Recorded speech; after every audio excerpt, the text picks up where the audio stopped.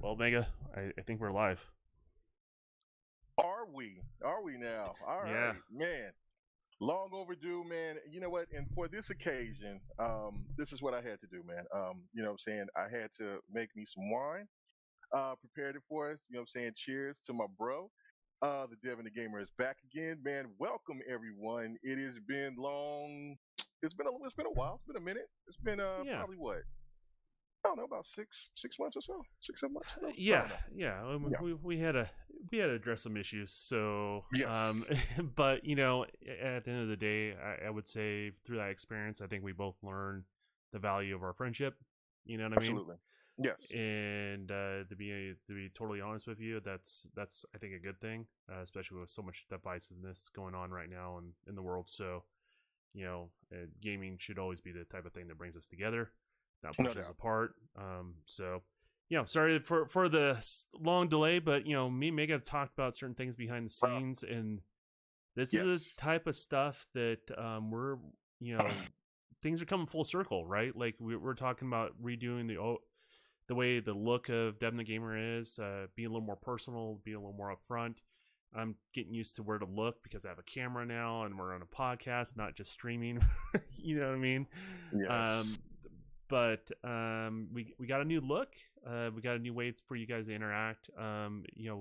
We're putting you guys in the center of the action. So when you guys chat in and talk to us, it's literally front and center, and what's going on. So I hope you guys enjoy that. And then you get to see our faces, you get to see our live reactions, and you get to see why KMEGA calls me Don B. I'm not sure where the connection is Yes. there still, but Yes. whatever. Yes. Yes. Yes. Yes. I call him John B. Man, if anybody used to pay attention to the old R&B, there was this white gentleman. His name was John B. And Don, he got the cap to the back. I could just see him being one of those '90s uh, dancers and singers. You know what I'm saying? A little smooth. Kind of got a little jazz to him. He doesn't want to go too in sync on us, but yeah, now you can get the understanding of where I got that from. So Yeah. anyway, man, glad to be here as usual.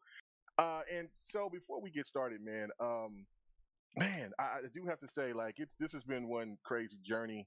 And it was really crazy because there were so many people that actually enjoys Devin the Gamer more than I even think of, or you yourself. And they kept asking, "Hey man, is Devin the Gamer gonna come back? What's going on?" I mean, blah blah blah. And then it just started getting louder and louder and louder and louder. And now with the new setup, the new look, man, looks great, man. And I'm ready to do this, man. I'm definitely ready to do it. So, is there anything else that you want to address before we get started? No, I think we'll have some closing things of things we're all working on and stuff like that because it is a new year, new us, Yeah. right? So all Oh that good yeah. stuff. Oh So, yeah. Oh yeah. but yeah, I mean, it's the same sort of formula, right? KMEGA can have the opportunity to talk about games and I talk from a development side of things, and it's about bringing both sides together and having that interaction. So I'm pretty excited. Oh yeah. No, I'm definitely excited, man. This is fun. So, all right, man. So let's start off with the very first topic. This is something that kind of threw me off guard, but I'm glad that I had a little time to think about it. But right here is like, okay, what play mechanics, and this is for people in the chat as well that's watching. What play mechanics, after your history of gaming, it doesn't matter if you're new or you're old.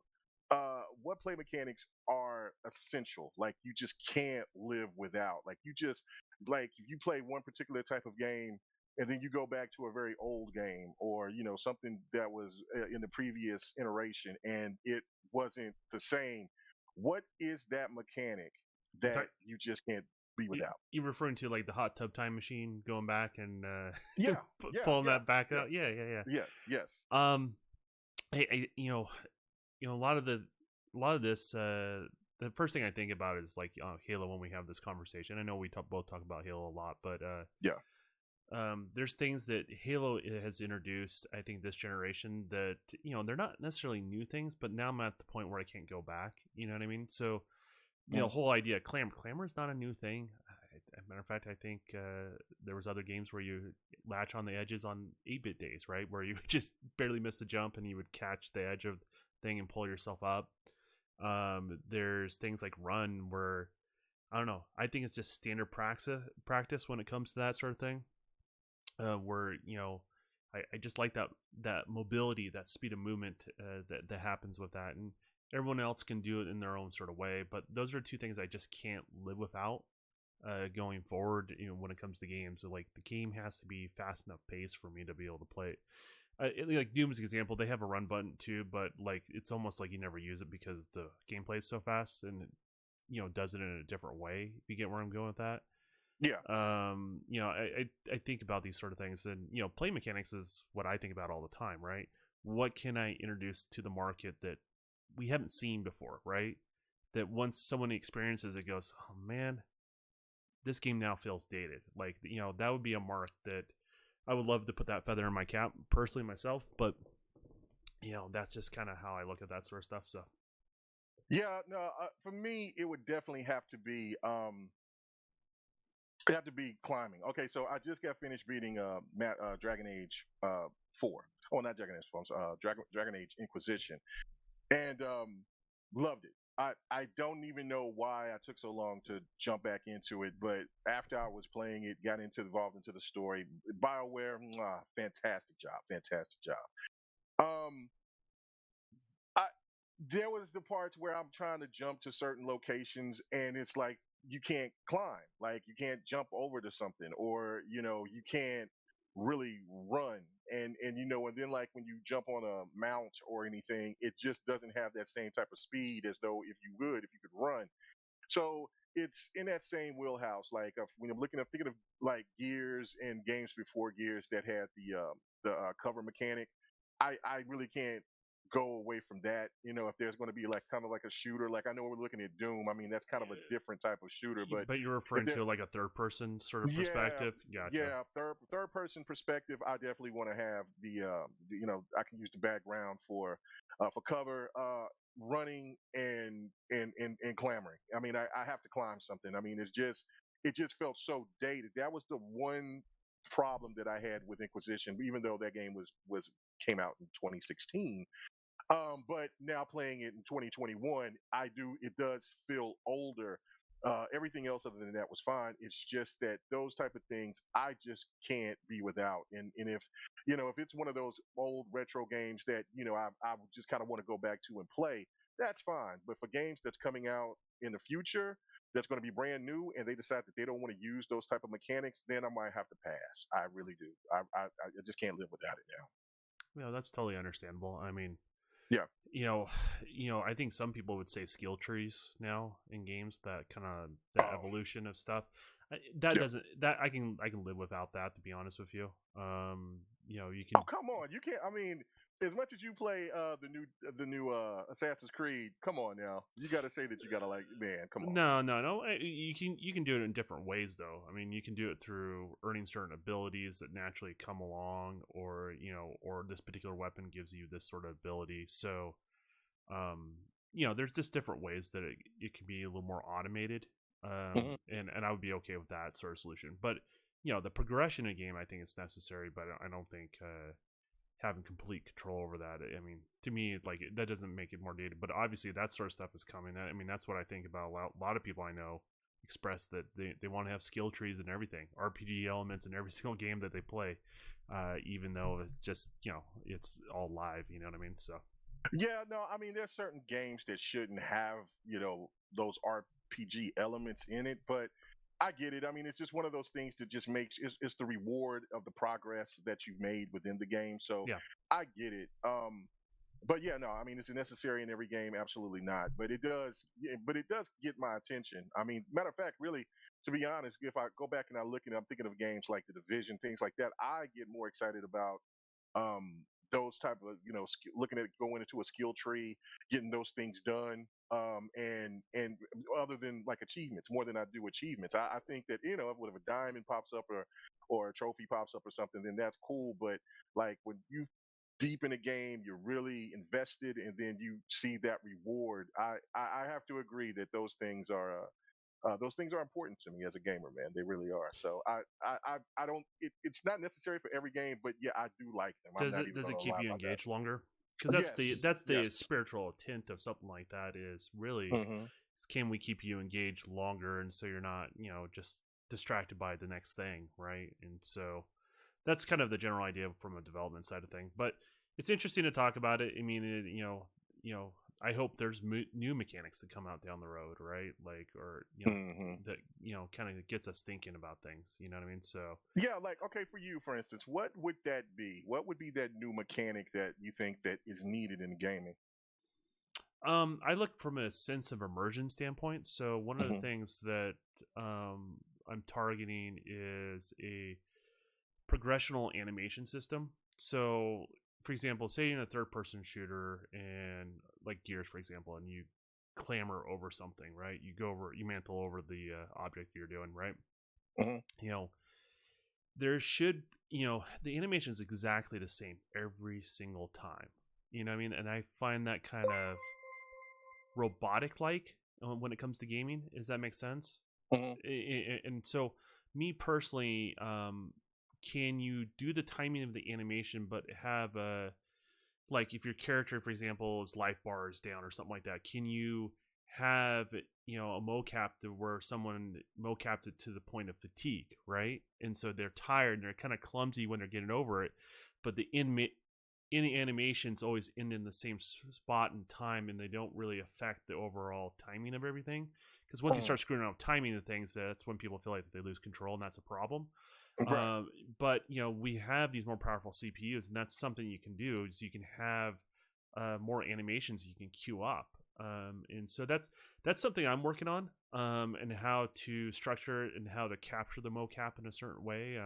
Kind of going through all that and figuring out because it's undiscovered territory how to capture that type of stuff, right?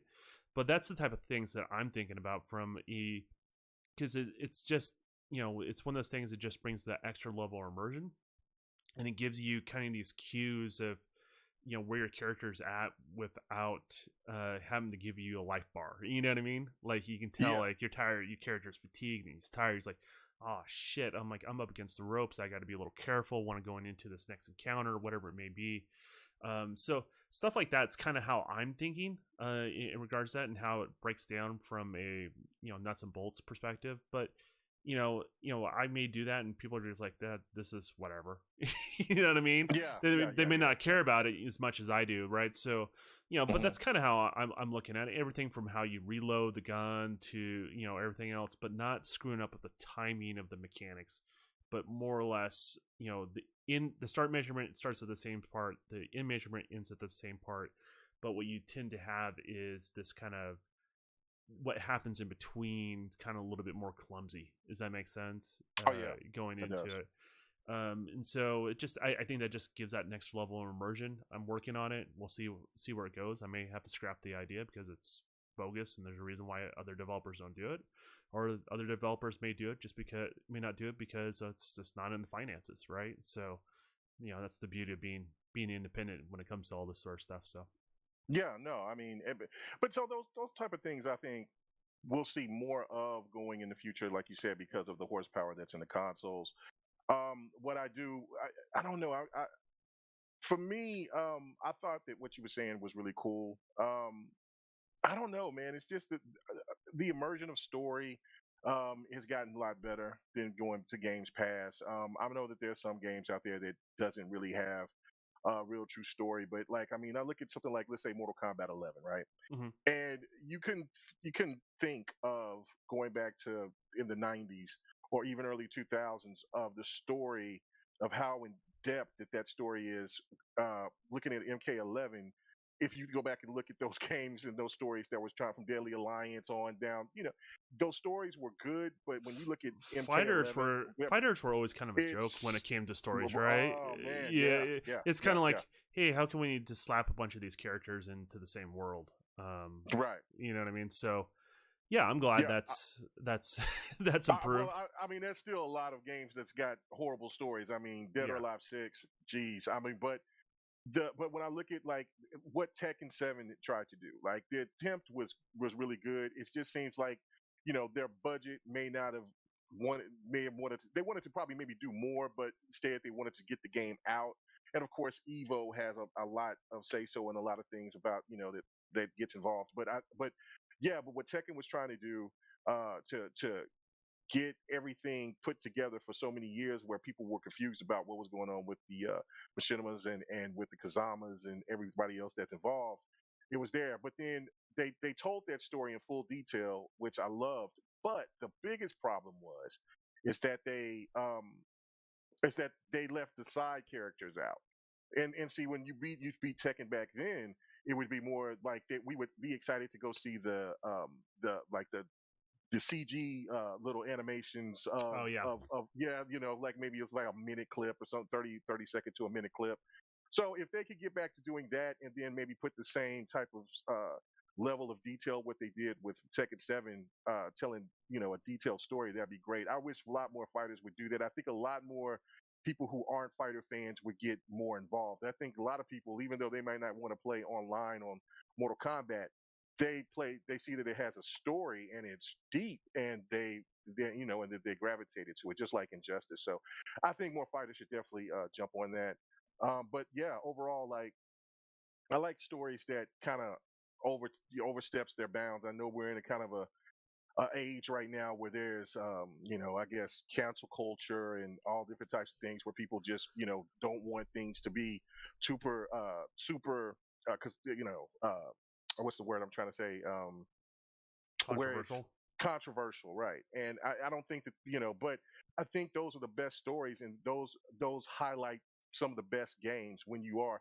I mean, Bioshock, Infinite, like it was really getting into a deep spot, and once it got there, it kind of cut off, and you kind of could tell that they didn't want to go as deep as they really wanted to. And matter of fact, I think I read an article where they said that they wanted to go a little bit deeper with the story, but then they kind of changed back. So they reverted back. But I would have loved if they wanted to touch that subject, because I think, like if you go and you look at a game like Mafia 3, I love the way that they interpreted everything. Like that was something that was, I thought, that was special and deep. And then there's plenty of other games out there as well. But yeah, I just want more detailed, more driven, more So story the driven type narrative, of yeah, yeah, the yeah. narrative is the part you're More, looking forward to. more controversy, more controversy. That's what I want to say. I don't know about controversy. I think we just shouldn't have to be afraid of our own shadow so much as, and I think honestly most developers kind of aren't. But sometimes you look in the environment in the real world and you reflect on it, and you're just like, Hmm. man, like I just want someone to take this in the right light. I don't want somebody to take it the wrong way and all that sort of stuff. And everyone's in the Hmm. chat. I'm just getting used to doing the Yeah, this is our podcast again, first episode. Yeah, so doing it I again. Yeah. apologize if I don't respond right away. It's definitely always appreciated. All that sort of stuff. That's why I put you guys front and center. That's why you guys can see the chat live, so you can interact. So I just want to make sure I cover that real quick. But yeah, I mean, I mean, there's so much of, like, I think being afraid of your own sort of shadow. Like, there's some stories I just don't want to attempt just because I don't think I would, do them fairly. Does that make sense? Like, Right. it's, No, I know what you mean. Right. I guess I don't relate to those experiences and that sort of stuff, and and I have no inspirations to do those sort of stories, right? But it doesn't Hmm. mean those stories shouldn't exist, and there's creative people out there that would do a really good job with that stuff, and I just don't think we should be afraid of how messy the world is. From a lot of the character design stuff that I do, I think one of the things is I'm so sick of drawing the same looking sort of superhero looking character over and over Right. again. And when Right. we have the ability to do the detail, I can do people from every different heritage, right? That you can think of. I studied for years, facial structures of people of different races and stuff like that. Like, I can literally create a character from, you pick two races, and I can make it up in my head, and it would look like a blend of people of those two different heritages. And to me, like, there's a lot of times a publisher will say, no, this will sell or that won't sell, and there's nothing mean or not trying to be mean by it or anything like that, or exclude anyone or anything like that. It's just they just look at numbers, and I think those sort of things, I wish we would look at less of the numbers from a development standpoint and look more towards the that embracing creativity, if that makes any sense. No, that makes perfect sense. Yeah, so That's the thing, that inclusion. I know that some people try to use that word for, in a negative light, but no, if you can have people that are familiar with those situations within their life, with the help of other writers, then what you have is that you can have people that can relate from all different types of multi backgrounds. That's where I think where video games has to go, is in their development, is so much, also with some of the things that we were talking about the mechanics and stuff like that. I But I think I with think there's other a things, right type of broaden the inclusion story. and Yeah. a wrong type of inclusion, right? Like Hmm. there's the inclusion that say, hey, look at how I embrace everybody sort of thing, where like they just kind of want to stand on a soapbox Yeah. and treat everything like as a checkbox, and I think that does a disservice to people. I don't think that Oh, really no, helps. no, yeah, I no, don't that think that doesn't brings help. people in, and I think that's No. where a lot of controversy is, versus just saying, hey, let's just do this and not have to think about all these things, right? Just actually do, like, do I want to make every character in my game like super fit superhero type builds? Some, sure. Main hero, absolutely. A couple other characters, but do I want somebody else that's a little bit more overweight, or somebody that's short and somebody that's tall? Give that variety and bring that world to life. I would rather have that as well in there. You just, so that variety, what we can do with technology now, and what we can do from the tool standpoint, there's nothing really holding us back outside of us getting our own sort of ways. I think as the industry as a whole, if you get where I'm going with that. So Right, yeah, no, I mean, I think, like, again, as me being a bigger person, I can't go back and think of any type of really lead in a video game that was serious and cool. yeah. It's always, the fat guy or fat girl is the butt of the joke type thing, or that's that best friend that's that's the best friend. They're cool, but hey, they're comic relief. Well, it doesn't mean you can't have that, but No, but but that's you what I'm should saying. also Like, have more than that. yeah, Is yeah, where I'm going with it. video game stories are way behind when it comes to those type of things. So kind of to change, and I see it happening, but it's like, I mean, we're in 2021. We see movies that's already been attempting all different types of stuff ever since you go back to, like, I know that there's been other movies that's broke the mold, but I'm just thinking, for instance, like Blade, for instance, something like that you would never think or picture to see a black superhero in a serious role like that. What that blew my mind when I seen Blade for the first time. And so and then it was going against Matrix, which was another fantastic Those came film. out at the same time. Yeah, they came out the same time. Oh, I didn't Matter of know fact, that. yeah, I went back to back. I got totally confused of what was going on in the Matrix, so I had to watch it again.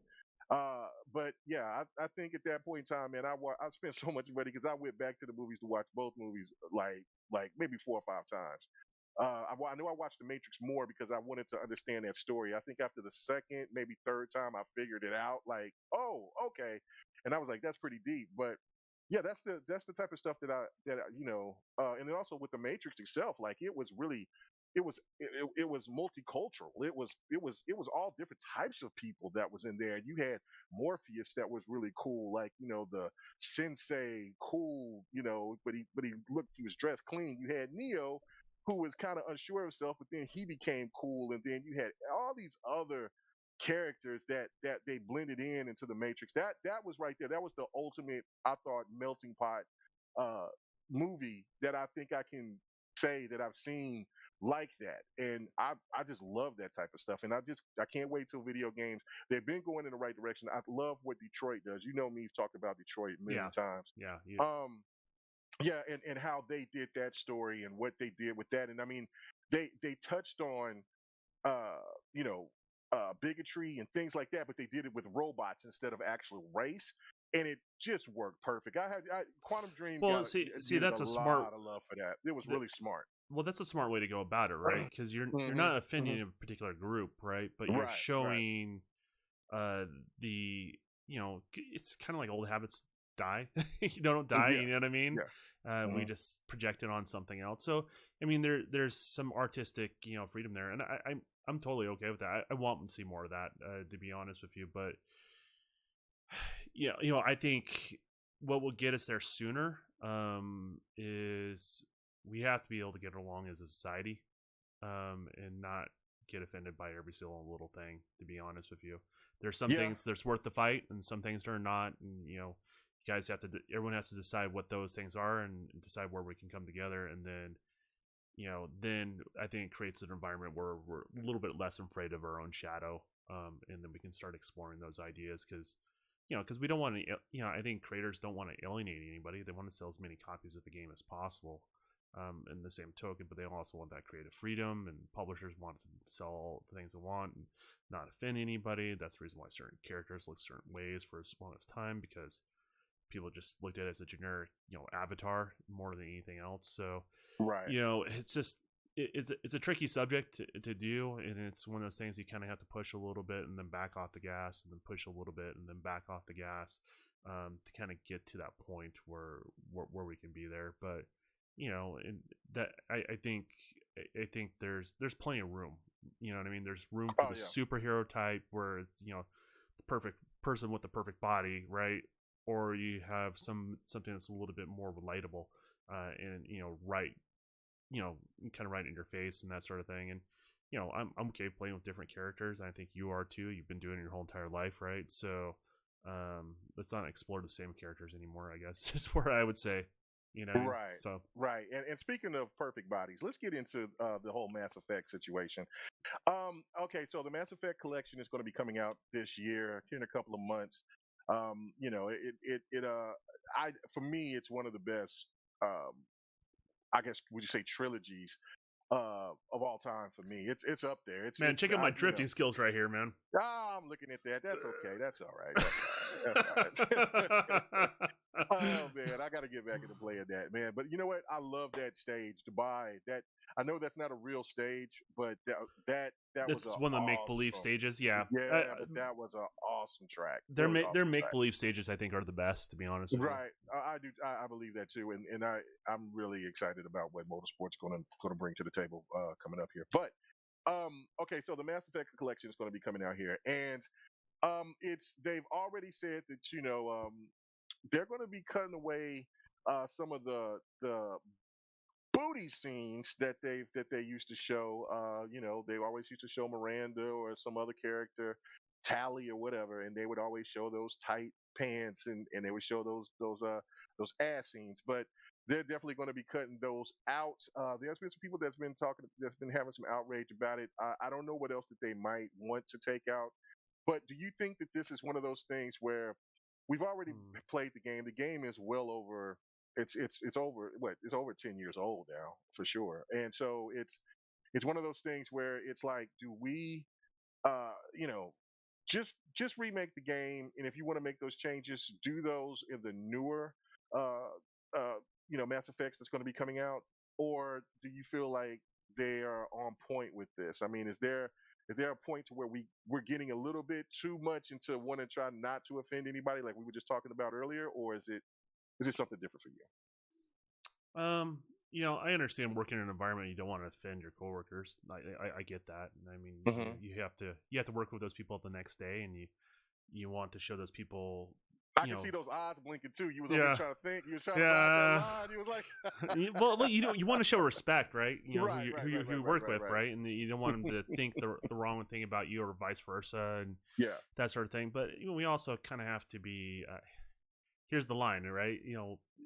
We also have to be pretty realistic. We're animals, right? It just comes right down to it. We're animals, and I think we embrace the physicality just as much as anything else. And you have to look at the context of the game. It's hyper reality. It's not realistic, right?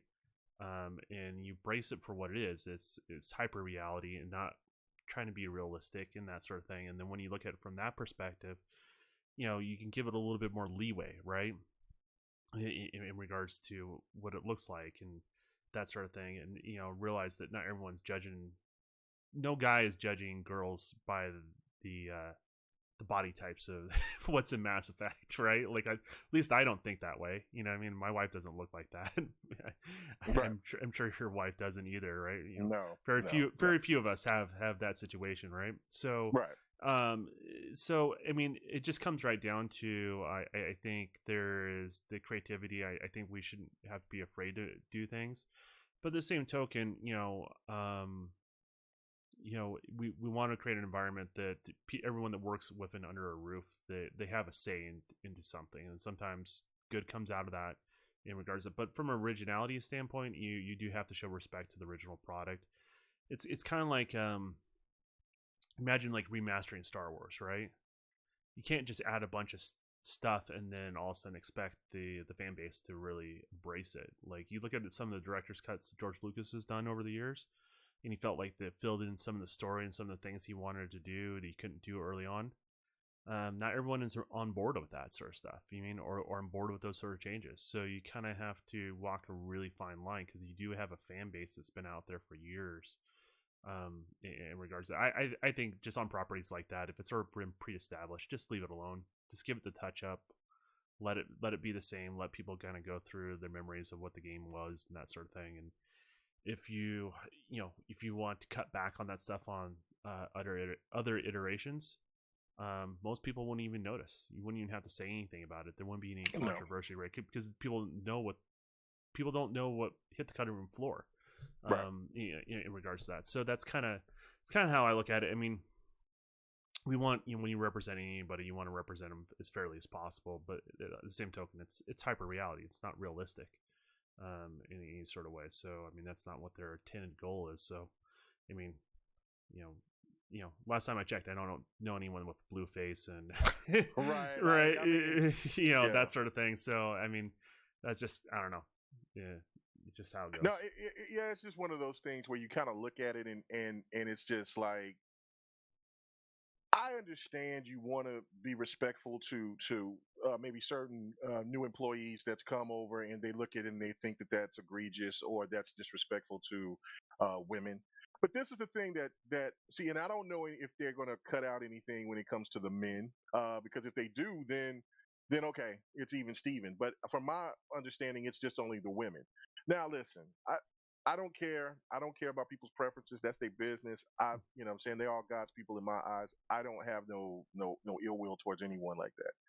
But the thing of me is like, look, if you're going to have that same energy, have it with everything. Don't just pinpoint this. Oh, well, we see women that has, great bodies, and then therefore we want to take away that, because that's offensive to maybe women that they can't get to that type of unrealistic shape anyway. You know what I'm saying? Well, then, I mean, it's a video game. Those type of things to me is like, I do understand fat shaming and things like that, where there's guys out there that's jerks that want to try to talk bad about these type of women. I think we've had this conversation the other night. So you're talking about you're talking about embracing versus shaming. They're two different things, right? It's an older game. Let the game stand as is. Give it the polish that it needs to have, but don't take back from it just because you even if those employees were there at that time when the game and they didn't like it. Well, the game already is out. It's been out forever. So, and you're introducing a bunch of new gamers who never played Mass Effect into that, and I get it, but it's like you said, if you do it to the new game, nobody's going to complain about it, because nobody's going to know that it's going to be there or it's not going to be there. It's just a whole different thing. To me, it's like where older games, leave them alone. Just do the polish. Do what like PlayStation did with Demon Souls. Make those games look fantastic, the best that they can be, and run, and that's it. Don't do any other type of crazy things unless we can always embrace all of it, right? Right. As I said, like, there's stereotypes on in everybody. If you want to put yourself in a category, if that's how you think, there's stereotypes. They're good representations, and then some are kind of, you're the butt of the joke, right?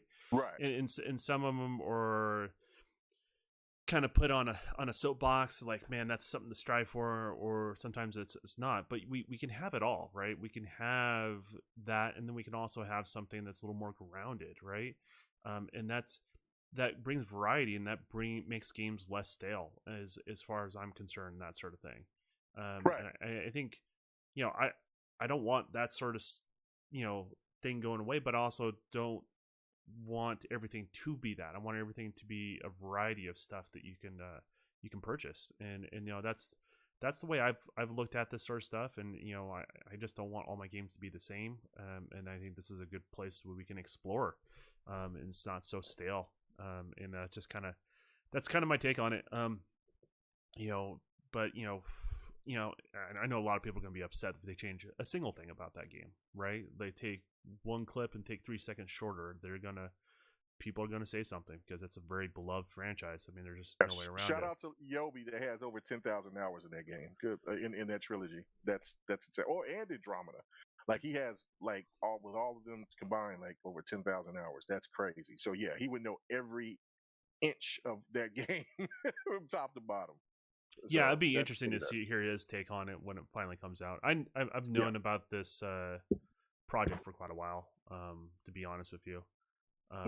But it is what it is. So yeah, I mean, you're right. It just baffles me. I don't understand it. It's like, we just talked about that the other night, was basically certain movies that would never be able to come back, like Cannonball Run, or what were some of those other movies, Dirty Harry, man, there's no way. They tried to do it with the Bruce Willis movie. What was it, Death Wish? Nah, just doesn't work. Just doesn't work anymore. Just doesn't work. You can't bring those Goonies. No, any of those type of movies. Big Trouble in Little China? No, hell no. That's. But I'm like, man, it's such a good movie. Great, but there's no way that's going to happen. Actually, there was a rumor for the longest time The Rock was going to play a new Big Trouble in Little China, but we'll see if that ever happens. But then I would think that it would be more campy because they would take away all of the elements that made the movie great, but made it cringeworthy in some cases as well. But I mean, it is what it is. I mean, some people will look at that as progression. Other people will look at it as that, society is going to hell in a handbasket. I don't know. It's who you talk to. But I think embracing is the best thing we can do. I think that breaks down barriers across the board, right? Don't force it. Make it natural. If that's a story you want to explore, bring people in that's going to help you represent that the best, so it doesn't, you don't represent something incorrectly or whatever it may be, and just kind of go forward from there. And in regards to that, and classics, people don't like you messing with them. They'll let you touch the graphics, they'll let you enhance the sound. It doesn't matter if you're talking about any form of entertainment, movies, video games. It doesn't really matter. They're gonna say, nah, don't change a thing. So. Yeah, no, don't mess with those at all.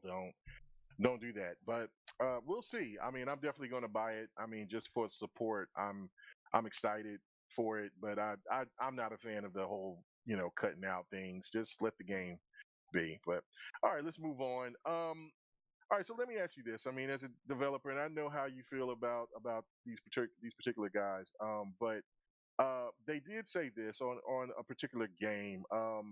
And they've been tipsy-turvy. It's one of the things about Digital Foundry that has me cracking up when it comes to certain people that wants to use Digital Foundry for their ammo to want to go against either one, for PlayStation or Xbox. You've seen their talking points, basically. Yes. They don't have their own opinions, so they use their talking points to project what they want. Right. And so, and it's always ridiculous, is because that's why I don't really try to, use what they have to say. I mean, it's one of those things that's like, all right, okay, I get it. Because the next video could be just basically just saying that, hey, Xbox is doing very well on running this particular game, but it's doing fantastic running on the. That's what I'm saying. Like, why would anyway? So let me just read this part to you. Okay, so one of the members for Digital Foundry says that the devs won't fully utilize the Series X 12 teraflops, the 52 GPU, and instead force parity with the PS5. Now, I don't know. We've heard this before. Like I remember there's a YouTuber that I watched. His name is Shakedown. It was 2012 back then when he was doing the NBA 2K games. And he's still doing it now. He's over 1 million now. Congratulations to him.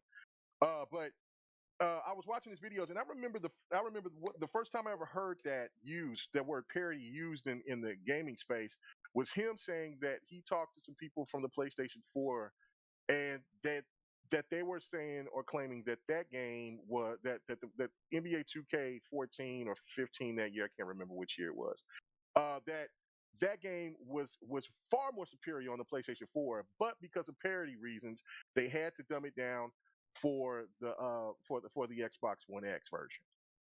I was kind of like, whoa.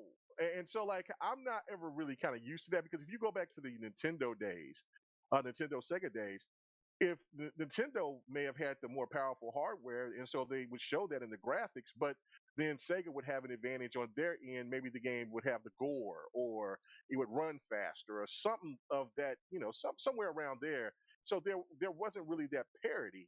Now, when we're hearing this, it's almost kind of like, well, we don't want to look bad. We don't want the other company to look bad, but then we constantly got everybody else that's trying to make either one of these companies look bad regardless. So what is your take on this, man, overall? Well, and I can debunk this in like 3 seconds. Okay. Yeah, that's so with the question. if you're gonna make that same argument, you can say the Series S is they're gonna cap the PlayStation 5 and make it hold back for the Series S, and I don't think they're gonna do that, right? Great point. I don't subscribe to that, because they want to make sure they have parity for someone that couldn't afford a $500 machine or a $400 machine. That's not what developers do. There might be times where they don't take the time to optimize and take advantage of the system. That's possible, because game development, it kind of flows like water. What they do is, water finds always the lowest point, but with the least amount of resistance, right? So when you're developing on something high end and you're scaling it down, what you really are going to do is like, okay, I'm going to spend this extra time optimizing on that console. Maybe not. That's the only thing that really maybe Xbox may be facing in regards to that. But the best thing that Microsoft can do is always improve the tools on their back end, so it just comes naturally. There's also another reason why Xbox is really focused on the PC side of things, right? Because you can make that same argument and flip it around, and you can say, okay, well, they're going to force parity on PC at the highest spec level.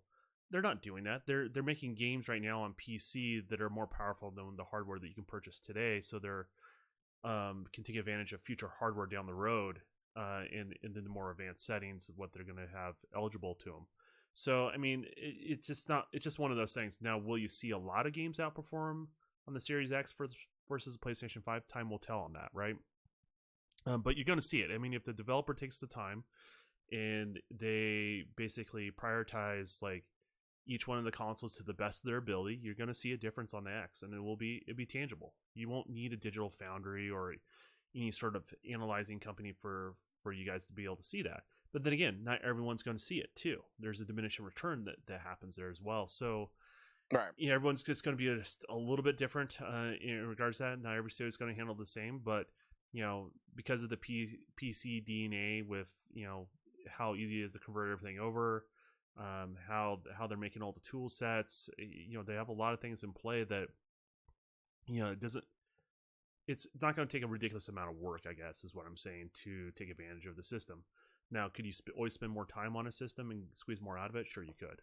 But right. That's kind of more or less what you're going to see there. And and let's say you can run slightly higher resolution, but it keeps dipping weird or affects your frame rates in some sort of way. Well, if it's going high and it's going low and it's doing all that sort of stuff, then what tends to happen, you want to lock it so you don't get like spikes in your frame rate, inconsistent frame rates, or the resolution's bouncing way too much all over the place. So then sometimes they'll put a cap on something like that, so you have a little bit of a reserve and a little more like a consistent experience that's going on. So you'll see things like that where developers will make choices like that, but you'll never know why they made that choice. Because you don't get to see the finished product in that limelight where they tested something and it just doesn't work out how they planned. You know what I mean? So, but then again, PlayStation's going to punch above its weight for what it's got in its power. And then I honestly think the Series X is going to step into its own this year. Actually, honestly, the S2, you'll see a lot more performance out of the S than people realize right off the bat. Because a lot of people are kind of discounting the S, and it's going to be able to output a lot better than what people realize. So, right, and that was the one thing about the S that I looked at. I'm not even caring if the S is going to even be comparable to the PlayStation 5. It shouldn't be. It's not made to be. it's more for the consumer that doesn't want to spend $500, $400 to $500 for a console, and and really in that it's in a position where the Wii, where the I'm sorry, not the Wii, but the Switch is, where it's like, look, they're both $300. The Switch is portable. The Series S is not, but it's if you're into the home console thing and you don't really and you already got a Switch or whatever the case may be, this is the type of console that you want to play. And if you don't have the television and all those other things to enhance your gaming experience, then it doesn't matter. That I just look at it. If you look at it from a different perspective, if the PlayStation offered a cheaper version of the PlayStation 5, how would it be?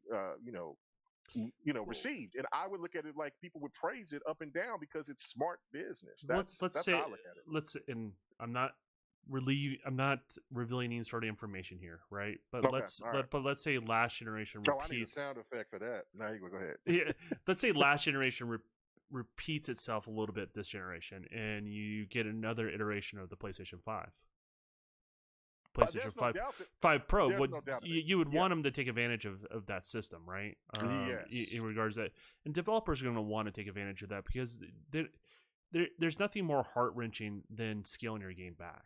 You got to do it, right? It's part of the job, so you don't complain about it, right? But you always are looking towards the future, what your game could look like, and you're like, oh man, only if we had hardware today that can run this all in real time, and or an engine that can run, like for example, the new Unreal engine upgrades, like where you can run this much geometry and all that sort of stuff. So I mean, like you're always looking towards the future in regards to that. And to be honest with you, developers are all making games today and have resources in their library of products that they're producing that cannot be run on hardware today. Does that make sense? So they're always scaling it back. They're always scaling back because there's a certain amount of resources, and it's just how that sort of stuff is going to go. So I think people need to get a little less. When you buy a console, and there's multiple reasons you do it. Graphics are one of them. Controllers one of them, ecosystems one of them, and I think whatever you buy, I think that's cool. I think you enjoy yourself. Just you don't have to downplay the other system to enjoy your system. I don't think that's no. I think that's taken away from the person that's you can spend that time playing games, I guess, is what I'm saying, or discovering the next game you enjoy or whatever it may be. So yeah, no doubt about that. I find it fascinating to listen to some of the things that comes from Digital Foundry, but then there's also some things that it's kind of left me like, what? And it is what it is. But I'm not going to get into a whole big speech about it or post it on Twitter. Something that I don't agree with. I just look at it and take it with a grain of salt and then move on. It's just listen. I mean, if it was one of those things where it was just a blatant lie, or if there was something that was just that could be confirmed as false, as a falsehood, then that's different. But it's like what you said, it's in the eye of the beholder. People are going to, there's people that when I'm looking at certain games and they're like, man, that game just doesn't look good, and I'm sitting here like, what? And it's just people's perception is just completely different. So you just have to respect it for what it is. But I just wanted to hear your thoughts about that, so we can go ahead and move on. I think it's one of those talking points they say out there because there's some truth in a small group, right? An edge case, right? And so it's kind of like this kind of half truth sort of thing, and what it does, it makes them part of the relevant conversation, right? Because people will argue about it on the podcast. They know what happens behind the scenes. Oh yeah. It's not like they're ignorant to that. I mean, as much as I'm not a huge fan of them, I mean, they know what's going on. They know how to play the game, right? Oh yeah, they're smart. Yeah. See, they tried to do see it, and there were people that were saying that they knew about Digital Foundry for years. Like I think they were in the early 2000s, I guess, when they first started. I have no idea, but that's what someone told me. But yeah, they mostly compared PC hardware is what they was doing. So like when you buy a new AMD card or NVIDIA card or a third party partner card, right? They were doing these analysts, and it would make sense because you can play all the same games with all the different hardware, but the question is which one you like the best. It's like buying a an amplifier or television, or kind of taking that sort of perspective. And then they kind of stuck their nose into a lot of the gaming side of things, right? Like a lot of the console side of things. And then after that, I think that blew up for them, to be honest with you. So Yeah. When it become more divisive, then it just seems to, people just know how to work the magic. And I mean, you can't hate on them for it. I mean, people, they keep coming back. They want to hear it. So kudos to them. I would say they're not a good talking point, though. To be honest with you, I would say for like a lot of people that want to argue about this sort of stuff, like you got to remember they're taking stuff completely out of context. Majority of the time, right? Like you can see it in their video footage. Hey, we stopped at this one place and we saw this one blade of grass, and this one had more, this one had less, or we stopped this frame and then we zoomed in into the background and something you didn't even notice. Guess what? As developers, we don't want you guys to notice that stuff, because we're trying to reserve that horsepower for other stuff, right? We're trying to optimize for what you can notice and what you can experience in regards to that. So it's a lot of ways it's just super counterproductive. It's like watching the special on how the special effects are made before you even get to watch a movie. You know what I mean? It's kind of like that. You know what I mean? So, I would say just look at them with a grain of salt. Don't use them as a talking point. And I said, the gamer's eyes and the gamer's experience when they hold the controller and they look at stuff and they experience stuff, that is the most important experience out of everything. And that's where the judgment call should be made. As a developer, I shouldn't tell you which one to buy. As a fellow gamer like KMEGA, you shouldn't tell you which one to buy, but we can share what experiences we have that are genuine, and then work off of that, and obviously buy wherever you want to, of course. So right, and then because that was, you made a great point when you were saying, like, look, they show the special effects. It's like, because there's certain places, like there was people that wanted me to retweet certain things where they were talking about in Control. They went to the picture mode and they're like, oh, you see right here the horsepower within this game. I mean, within this console, it just shows how much more significantly more powerful that it is than its competitor. And I'm like, whoa, it's picture mode. So how many people are going through picture mode, looking at certain aspects of it and thinking to themselves, this is why I got my 12 teraflop console, is because I can have a better performing game on that in that actual area in Control. Like, and then with on the PlayStation side, the one that had me cracking up was the on NBA 2K21. They went to a one little spot where I think it was through the camera mode where they were switching the cameras, and it was like right there when you see the speed aspect, and how there was a dip right here on the Series X, and that's troubling. Why would you have a dip right here? It's replay. It's camera switch. What? So I just throw my hands up on that point, and just kind of like, it doesn't. I get it. Like, it's like what you was just saying about the whole special effects, and they're showing that stuff, but it's not anything that's game breaking to where I will not enjoy that experience. So I don't know. Now, like the stuff with the Dirt 5, where they were talking about those things, and then they were talking about the situation with Valhalla. See, I got Valhalla, but I haven't played it as much as you have. So you would have to let me know if they were right about that. But they were just saying that those games had really bad frame issues and certain. No, there was some frame pacing issues, but we're talking maybe like 0.5% of the experience. Okay. So it's not even like 1% of the experience that's the problem. So for me, no game's going to release perfect. It's what developers do to fix those solutions down the road, and what's the timely manner to get that done. You know what I mean? So right, and I think they already patched it up. So I mean, it is what it is, and that's another thing too. We're in an age of where games are going to get patched. They're going to get brought out. Mostly of the bigger games are going to come out earlier than what they supposed to, and they're going to get a patch later on. So I don't know. I mean, as long as gamers keep buying these games, it's not going to stop. So I don't know. It is what it is. Yeah, so. I mean, I don't know. I think people should be just chill. I mean, I think we're all here to do the same thing, right? Enjoy games and share that. Yeah.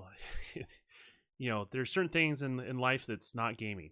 I don't understand why it's related to the conversation, and it's interesting to watch. But when the conversation keeps happening in a continuous loop and a loop and a loop and a loop, and I'm just like, okay, well, I'm willing to listen to people that buy products, and I want to hear what you guys have to say, but if it's this constant loop and there's no progression on your side, and you feel like you constantly have to say the same thing over and over again, there's a certain point as a creator I'm gonna have to tune you out, because I'm like, I don't know if I can make that person happy or not. You know what I mean?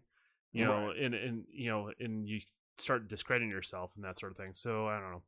It's almost like you can't say this game is fantastic unless it's in a category where it's one of those things where it's a game of the year. Like, let's just say if there's a game that's not game of the year, or that wasn't even nominated, and you say, man, that game was amazing, I loved everything about it. No, it wasn't this, it wasn't that, it wasn't nominated, it wasn't in this, it wasn't even put up, it wasn't even talked about in the gaming magazines, and it had a less than it had a 70 some rating. Like, it's gotten to that point to where people have taken people's enjoyment and what gaming is supposed to be about, and have turned it into something much more sinister. It's crazy to me. I'm going to ask this honest question. So how relevant do gamers honestly think a reviewer is to them?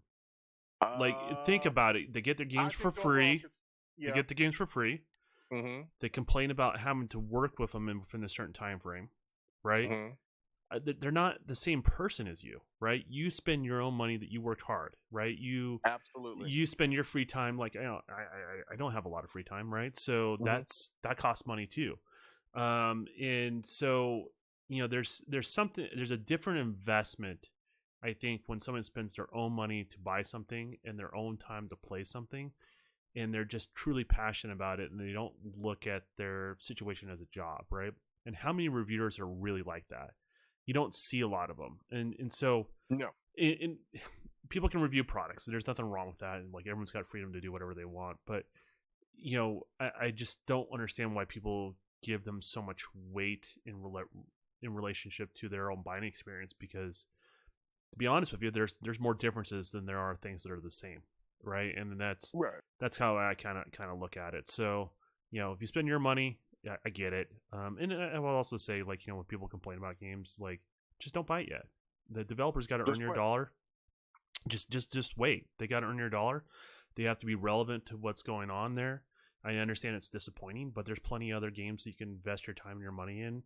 And I don't know if a single gamer doesn't have a backlog these days. You know what I mean? So, I have a little bit more of a positive outlook on the things, and I really would rather put the power more directly with the consumer than people trying to kind of mooch off of the hard work of a developer, or trying to say they're like a consumer when they really aren't. They're not representing themselves in the same form or fashion. And so you should just, we all want to enjoy games, right? It's cool if it's a game a year, you can get enjoyment out of it, but you can also get an equal amount of enjoyment out of a game it's not game of the year. I mean, look at movies. I mean, how many times are movies are up for a reward that none of us are like, what the hell was that? Right. You know what I mean? Yeah. But we would be happy with a Jerry Bruckheimer movie, right? Which is action flick with popcorn, right? That's so, I mean, you have to decide what's right for you as a gamer, and see if the person that's giving you information, are they relatable? And that's I'm always going to push back towards the gamer. That is the best point right there. If they are relatable. Yes. You're absolutely right. You're absolutely right. You go ahead and finish that. No, that's about it. I mean, that's the biggest point. If they're relatable, I can totally get it. But listen, if you got a person that complains about sports games all through their, every time that they do an interview, or if they interview someone, or if they're doing a podcast, and then somebody brings up something about a sports game, and they're and then they got to review it. I can't trust your review. I just can't. Like, I mean, because you already have given the indication that you are not a sports fan, and that's fine. It's nothing wrong. Well, with you let's say it goes the opposite way, right? Like, the person's not a sports fan, but he gives it high praise. Then that makes you whoa. This guy ain't a sports fan. Like, for example, I'll use me. I don't like sports games. Most sport games I avoid with like the plague. And but if I say something does something really, really well, I know that would catch your attention. So it's still relatable, right? But it's relatable in a different sort of way, right? A different way, you, right? you Like know where that because person's coming from. You know what I mean? So right, and if somebody did give big praise that we're formally talking bad about, then yeah, that would perk up the ears. But then it would also like, hold on, wait a minute.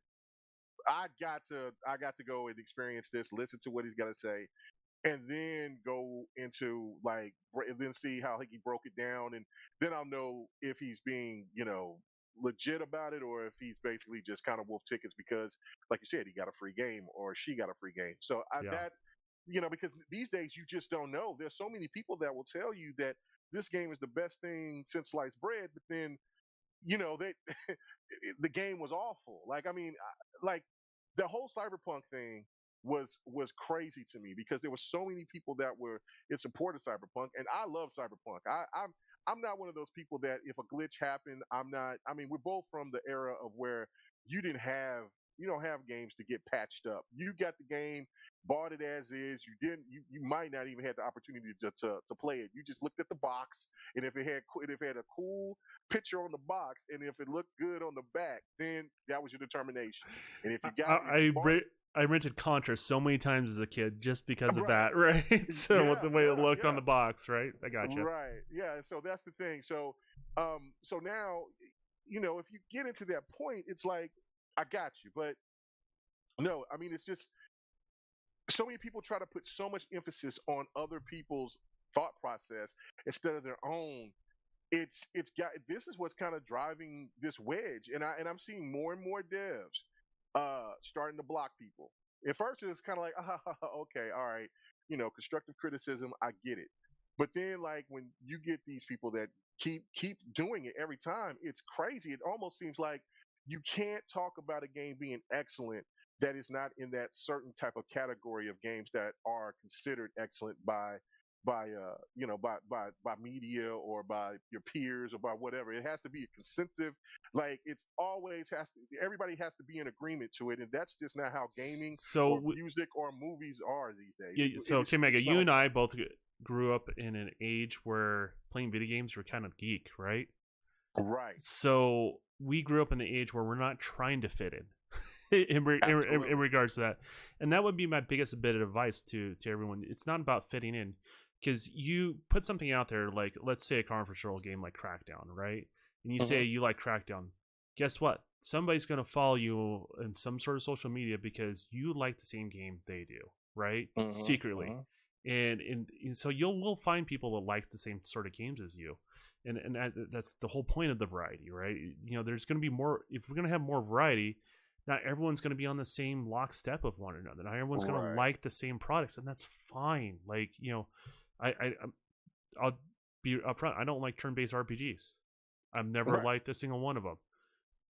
Does it mean they shouldn't exist? No, they should exist. There's a huge audience for those sort of games, and they do bring something to the genre. So by all means, I think that you know you know just because you're not into something, we should root for the other person maybe into something. No, absolutely, absolutely. I Yeah, mean, so I'm not. Yeah, I'm not. I'm not. I'm not really too big into the arena thing except for Bleeding Edge, and I do like Overwatch, but I mean, I don't play over it. But like battle royale games, I'll play them just to play it with friends, but I'm not a big fan of battle royale. It's not. I just rather have regular team deathmatch. Give me the big open world from Battlefield. Give me, stuff from COD and from other games. But I myself personally, I don't. I I get the whole point of the whole suspense of it because it is suspenseful. It's suspenseful, but I like waking back up after. I like respawning. You know what I'm saying? I yeah. don't like being shot and then next thing you know I gotta wait all this time to get back into the game, or if I'm with a team of people I gotta wait for however long until the last person gets shot. I get the suspense of it. I can see why people like it and enjoy it. I have no problem with that. But see, that's the difference is that people don't want to support games that they don't like, and it's like, well, those games need to go away. Those games doesn't benefit the gamer, and that to me is just that's No, just the wrong approach from it. But that was no. well said because that's why I think that there's a lot of um, people in the industry, and then there's also a lot of gamers that just don't like sports because if they're old enough, they know uh, that people, you used to talk about that back in the days, like you were saying. If you was a nerd that loved games, and I was a person that was in sports, and I used to see what would happen, and I would have to pull these people off. Like, why would you like? What's your problem, man? Look at it. They're just a dork. They're just nerds. Like I like video games. Why you don't try to press me? We on the same team, we brothers, and it's a whole, the jocks and the nerds and all that other stuff. Like it was really crazy. If the younger generation knew how bad it was for gamers back in the days, then maybe they wouldn't have this type of mentality like they do Yeah, now. because But it's what's sad is older people that seems to be acting like this, like they forgot the history of gaming. well, I mean, I understand like people used to argue about what consoles they bought and stuff like that. I remember the Sega and Nintendo arguments, but Yeah, at a certain point you gotta grow up from that, right? I mean, like, absolutely. I've always looked at hardware, even though I have my favorite pieces of hardware that I purchased, everything from graphics cards to motherboards, CPUs, and that sort of stuff. You know, like I look at like these consoles almost like a television in some ways. You know what I mean? So like, hey, you got a Vizio, I got a Samsung, cool. Like let's play together. That's you obviously bought it for a reason, right? Let's talk about why you bought it and you enjoy that particular product, and then we go forward from there. A lot of times it doesn't have to be what this other product doesn't offer. You know what I mean? And it doesn't have to come from a place where you hate another product, and that's just unless they did you wrong in some sort of way or stole your money, like Right. then there's no reason to have that hate, man. Like it's just I don't know. I don't know. I always look at gaming as an outlet from all the frustrations out there in regards to that. So I mean, I grew up in you probably, I would say it's probably similar experience. You talking about your mom behind the scenes, but if I ever got frustrated in the old 16-bit and 8-bit days, my parents are like, no, you got to turn it off. No, I got to save. No, you got to turn it off. You're gonna get mad. We're gonna turn that stuff off on you, right? And it taught me a valuable lesson. You know what I mean? Like, and brought more enjoyment to the hobby that I enjoy. Like, you don't, KMEGA doesn't usually see me get pissed off at a game really all that much at all, right? And it's because that's how I grew up. You know what I mean? Because I'm there to do one thing, enjoy myself, and if I'm getting frustrated, I'm just gonna cut it off. And go to another game. There's plenty of games to play. There was no controller breaking around my house. There was, like, no. If you broke the controller, then tough. That was it. You don't have another controller. That was it. Right, like then unless you find a controller at the swap meet or something, like, and that way ain't gonna happen. So it's like, no. After someone played double dutch with the cord. right. Like, yeah. So I mean, it was just one of those things. No, you preserve the things that you bought, and you was reminded of not so much like every day or anything, but like, look, this thing wasn't cheap. You take care of it, and if it messes up, you're not going to get another one. So that, but if you took care of it, did what you're supposed to, and let's say that something messed up or anything, then they would reward you because they know that you, and it's also teaching you how to maintain, something of value. That so that's. So yeah, I don't know. Like when I see people break controllers and go bananas and stuff like that, yeah, no, I get frustrated. That stuff is not gaming, man. It's not gaming at that point. That's just like no. Well, you're embarrassing yourself. I can understand getting frustrated and saying stuff or whatever, but like right here, I got like a little like mat towel thing right here, and so like if I put the controller down, then I'll spin it like, damn, you know what I'm saying, and then I'll just sit here and do like this or whatever for a while, and then I get back into it. But no, there is no, I'm gonna chunk this thing at the wall or just stomp on it or go crazy. No. This thing costs money, Jack. No. I mean, Elite controller is tough, but man, you don't want to put a hole in your wall and ruin your Elite controller, right? So no, it's not that. It's not that serious to me. So, but all right, man. Yeah. Good points. All right, so let's move on. Okay, so this is something that hasn't gone away. But this is something that is getting more and more. It's just a lot more noise when it comes to more of Xbox. What Xbox is going to be doing, acquiring studios. Just also, I seen a report that was saying that Sony is now going to be out there in China, on top with Steam. Sony's going to go out there to China. Going to have the PlayStation 5 out there in China in 2021, the second quarter of this year. And there's been all these moving parts when it comes to companies acquiring other studios. So what, instead of just saying like what is, what studio would you want to get, or do you think that this company should get, what is the best fit for each, well, just for Sony and for Microsoft, like which is the best fit? When you look at, let's say for instance, like Square Enix, right? If Microsoft acquired Square Enix, that would be a great grab, but that doesn't seem like a great fit. That would be more for Sony to get Square Enix if they Sony were. has a history of Yeah. owning part of Square Enix at one Mhm. moment in time. So Oh, really? Oh, see, I didn't know that part, but I understood. But yeah, but they definitely, going back to the they were an investor at Squaresoft some and all point. that. Yeah. Yeah. So that makes just more sense in the relationship. You got the Final Fantasies, JRPGs, all of that, right? Even going with like Tomb Raider, even though like Sony has their own version of Tomb Raider with the Uncharted series, but again, I just still think that would still be Square Enix would be more suited for Sony, and for Microsoft, uh, you know, that's why I think a lot of people always go to Sega, is because Microsoft and Sega's relationship has been deep and long for a while, and on top of that, it's one of those things where it's just like it just makes sense. So if out of those two, you could go ahead and just So you're piggyback looking off of from a those. Japanese developer? Is there a No, reason no, no, why just this is just coming up from well, a Japanese perspective?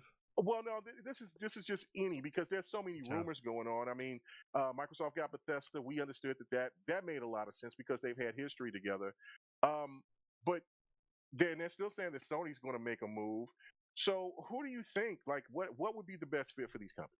Well, I like your perspective, how you're coming at this, right? Because a lot of times Hmm. people root for their favorite console hardware. I see that out there, and so they're one way to stick it to the other guy, right? Is always they're like, if they buy this company or that company, and the next thing you know, then they'll have the upper hand. Yes, I mean, I'm sure a lot of these platform providers are looking at it from that perspective, but I would say that one of the things that people have to keep in mind is, people have to be a good fit, right? Like, for example, I may have all the qualifications. Let's name a big studio, like a Naughty Dog studio, right? I may not be a good fit for that studio, right? How they run, how they operate, how their pipeline works, whatever it may be, doesn't reflect anything on my talents, right? Or their talents for that matter, right? But it may not necessarily be a good fit in regards to that. So part of the secret sauce is how all the employees work together. And in this case, obviously Microsoft would be a publisher in regards to that. And so I guess you have to look at it from the publisher perspective. Like, Sony is a little more hands-on, it seems like. They want to go big budget, go big or go home on their sort of products. So the company that comes to my mind, which might be a difficult buy because they're a Chinese developer, is that we were just talking about, it was like the Monkey Kung Fu sort of game. Oh yeah, what is it? Wong. I can't think of the name of that game. But Yeah, it looks you fly fabulous. in, like it's a dragonfly, and you start doing all this other stuff. Like, I can see Sony partnering up with them, right? Because their vision is very similar to how they've done stuff before, what's proven for them as a publisher, right? And it would fall into those same lines. Black Myth, Wukong. Yeah, there you go, Black Myth. Yeah, that's it. Yeah. So, I mean, I think that would be a great get. And now I can see a lot of people on Microsoft side that, well, they don't have games like that, so they should require them. Well, Microsoft's approach is a little bit different. It's creative freedom, right? You have a small project, you have a big project. We just want to know if you can hit your goals and your timelines, what resources you have. So they have a different kind of approach. I think the biggest advantage for Microsoft would be somebody that has high inspirations, but always has to hold themselves back a little bit. Does that make sense? Oh yeah. In their products, because they just don't simply have the resources. So those are the type of studios I look at. Like, I look at Sumo Digital would be a great get for Microsoft. Yeah, we talked about that. Yeah, because I think I think they're inspiring to do something bigger, but they've always kind of done partner projects with them, and they're obviously capable in regards to it. So if you can get them on early on with a project and say, hey, what do you guys want to do? I think it'd be a phenomenal gift for Microsoft in regards to that. And it'd be one of those phenomenal gifts that people just don't see it until they're done. You know what I mean? Until they release a product. But I'd say that would be a great gift for them. I would say on Sony, I would say Sony's side, it's that Black Myth company. It might be difficult because they're a Chinese-based company in Japan. Right. And there's a lot of conflicts there between those two. Right. Culturally, so I don't know how that would honestly work. Well, I mean, now Sony has moved over to the United States, and that could be, maybe one of those reasons, because Could be. of the relationship between Japan and China. So, but it still resonates from that area. Right. So we'll see. Japanese company overall, right? Yeah, I mean, it's not like they don't know who Sony is. You know what I mean? Mm-hmm. But yeah, and then China's an interesting market too. I think China is a market we just don't know what to deal with, right? Because there's I think the people of China is really easy to appease, right? But navigating the legalities of getting products there is a little bit more challenging, right? A little more restrictive, different views on things, a lot more censorship. So it's a different challenge altogether in regards to that. So there's a lot of potential there, but in the same token, it's growing pains. I would say that would be one of those things that where we start off today, hopefully we'll see progression 10 years from now where they're a little bit more open to stuff. That's what I would like to see. More variety that we release in that market, but we'll see. We'll see how all that goes.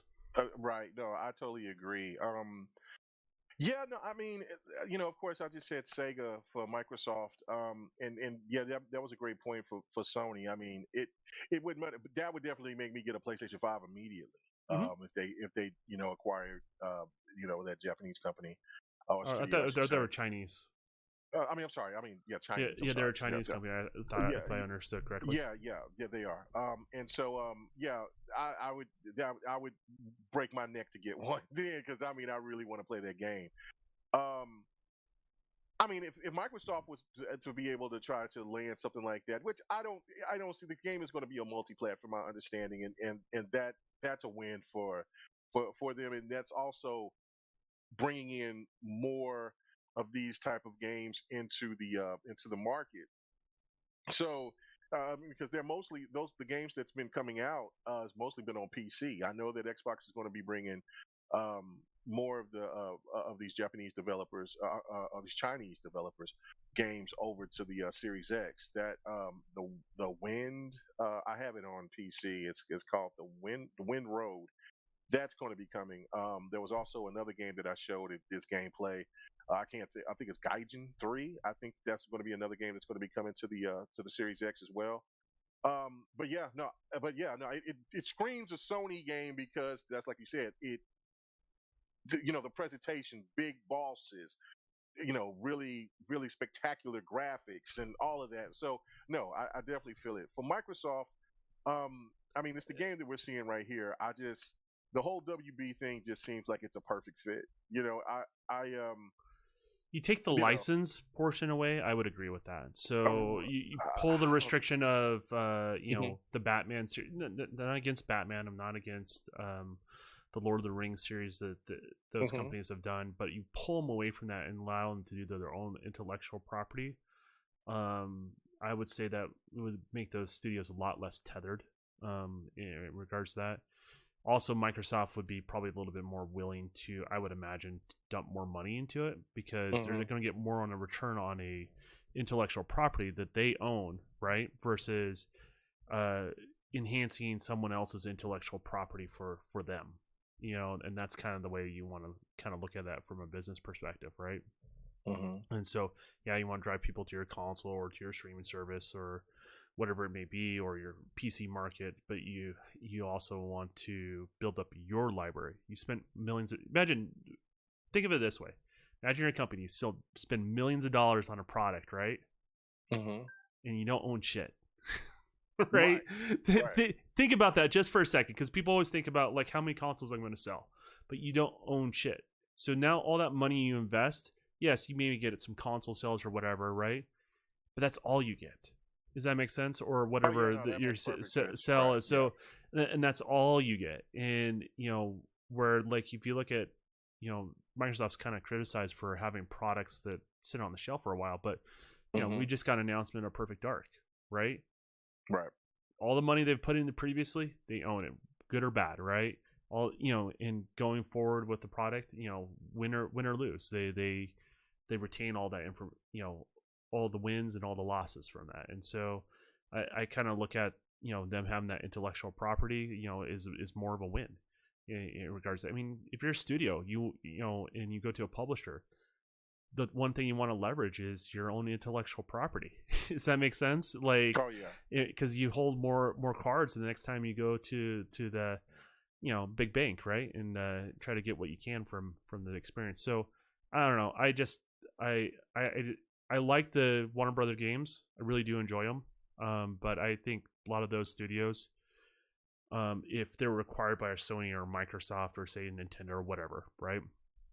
I think they would do better in that environment to start their own intellectual property at that point. So yeah, and then Warner Brothers just secured the patent for Shadow of Mordor's Nemesis system. So I saw that. I mean, so that makes it even more intriguing to me, because that was one of the things when they first started, when it was real that they were really trying to go after, and that's the one thing that bothers me more than anything, is because the whole TikTok thing just came at the wrong time. I thought that was a stupid idea in the first place. Like, I just Microsoft acquiring TikTok outside of their game division. Yeah, they got talked into, they got looped into that mess, and I'm so glad that they got out of it, and that there's really nobody that really. I don't think that plays anywhere in the Warner Brothers grand scheme of things. Well, no, but all things halted, and then all of a sudden because everybody was talking about, well, man, like Warner Brothers was really expensive, and then next thing you know, here comes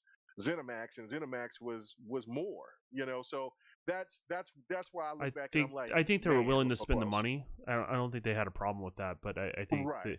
I think the ZeniMax thing was just a little further down the pipeline. Right. And they think about that deal, right? They own the Doom property, they own the Wolfenstein property, they own the Skyrims, they own those properties now. Right. They don't have to pay out to anybody, so anything that's made on intellectual property outside of the gaming is theirs, right? And that fits their business model. The problem, I think, that what killed the Warner Brothers deal, to be totally honest with you, is Warner Brothers retaining the intellectual gaming rights. Like they had to pay for that, and I think that's what made the deal not noteworthy. And I think Microsoft was the only one who was willing to bite, and they weren't willing to budge on that portion of it. Nobody else didn't budge. Yeah. So I think that's what killed it. I mean, if there's any truth to the rumors, that's what I would say is probably killed it. I mean, if I was in Phil's position, I'd be like, oh, man, I really love it. It'd be cool to have Batman on our console and that sort of stuff. But eventually we're building this intellectual property that, let's say we decide to go take that studio and do something else with it. And then next thing you know, we've built 2 or 3 games, spent millions and millions of dollars, and then it goes multiplat, or it goes to somebody else, and that gets the rights. So they can't secure it, and that's I don't think that's as sweet of a deal. You know what I mean? No, it's not. I just look at it for, like, for Monolith, and of course that Nemesis system. That, man, just looking at that and thinking of, like, let's have you have that Nemesis type of system in State of Decay. Oh, that would be glorious. Or like that Nemesis system. Doesn't mean they can't license it. Like that. So if they own it and they have the tools, and they can integrate those tools into other engines, which I have a feeling what they'll do down the road, and I don't know for a fact they will or not, but that would make sense as a business model. Like, hey, I can make my own game. The old Samurai Showdown, huh? Was that me and you, or the thought? Oh, okay. Yeah. I didn't realize that was that battle. Just whatever I recorded. Yeah, let's fight night. Of course, I was going to record it when I beat you. Yeah, of course. All right.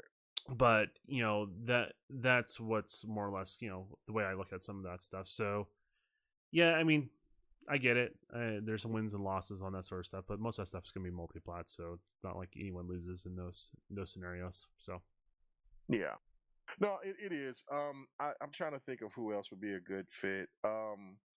Man, there's some others. I mean, I would think that From Software would.